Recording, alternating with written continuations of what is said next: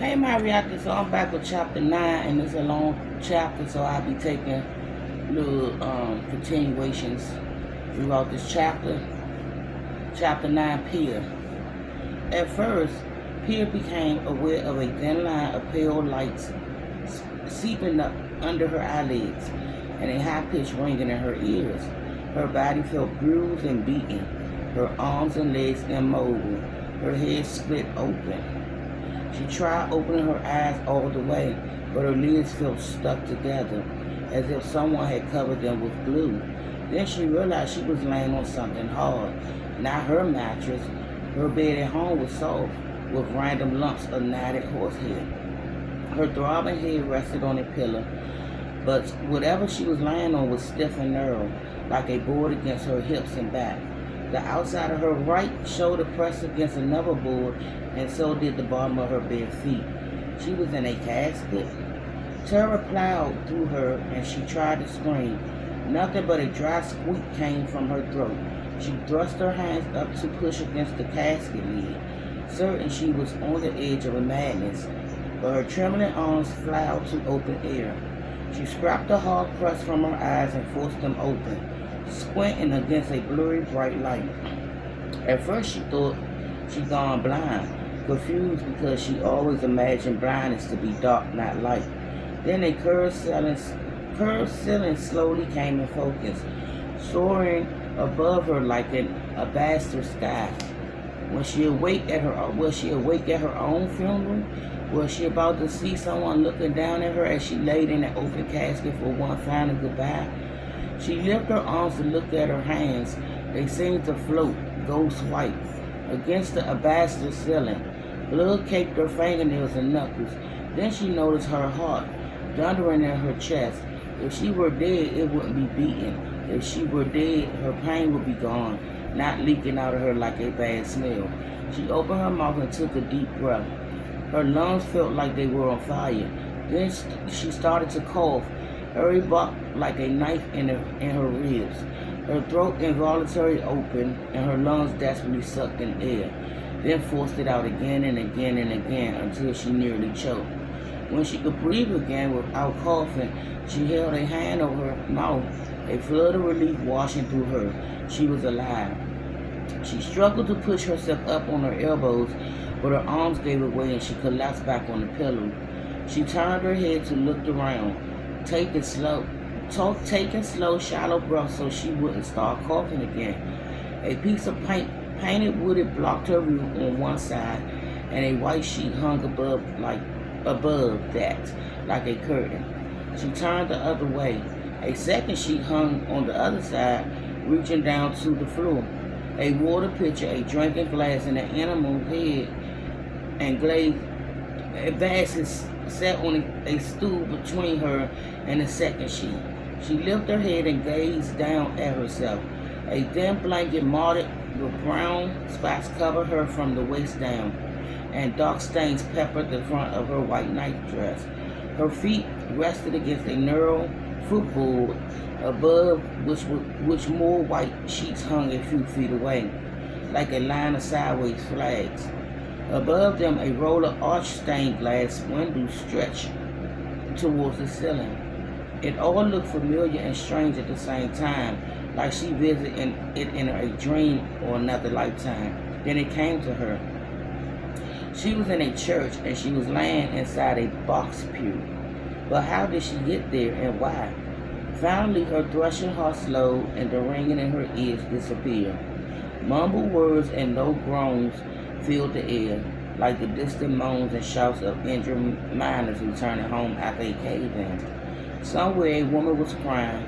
A person nearby gasped for air, each breath gurgling like a clogged gutter. It seemed to be coming from the other side of the curtain. Then the sweet, sickening smell of rotten flesh filled her nostrils, and she remembered. People were dying of the flu. Muddy was dead, and Ollie and Max were shut in the bedroom cubby. She bolted upright and yanked off the blankets, a flood of panic filling her with a sudden surge of strength. She had to get out of there and go home. She had to get back to her brothers. Then she turned to drop her feet off the edge of the pew, and her head swam dark and heavy, nearly toppling her. She closed her eyes, gripped the edge of the seat with both hands, and took a deep breath, clenching her teeth against the pain in every inch of her body. When she felt steady enough to open her eyes, again she pushed herself up, quivering arms. Her chest felt like stone, her legs like jelly.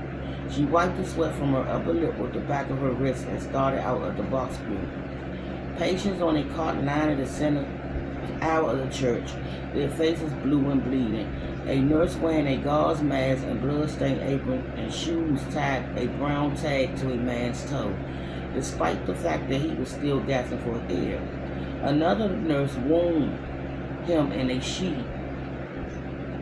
Another nurse wound him in a sheet. The next patient called out for help, blood gushing from her mouth. She too had a toe tag. Pia gazed down at the line at the scores of patients, alive and dead, all wrapped in winding sheets. Some still wreathed in pain, all with tags dangling from their toes like holiday gift cards. The overwhelming sensation of being surrounded by the dead and dying was almost too much to bear. It felt like a boulder in the middle of her chest, crushing her lungs, like the sensation she had at the Liberty Loan Parade, except 1,000 times worse. She looked down at her feet. A brown tag hung from her big toe. She bent over to yank it off, but stumbled sideways and fell, hitting the floor with a bone-jarring thud. The wind knocked from her lungs. She didn't think she could get back up. Slowly she pushed herself into a sitting position, trying to ignore the pain in her elbow and hip, and yanked off the tag. Another wave of dizziness hit her, and she put her head in her hands, praying for the feeling to pass. Every second it took her to get out of there and go home was another second in the cubby for Arlie and Max. She had to get back to them. She had to get back to them now. After what seemed like forever, the world stopped spinning.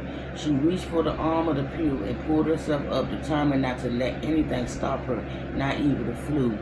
"What on earth are you doing?" a female voice said. "Get back in bed this instant." A nurse in a blood-spattered apron and a white mask rushed into the box pew and steered her back to the makeshift bed. Pia tried to resist, but it was no use. She was too weak.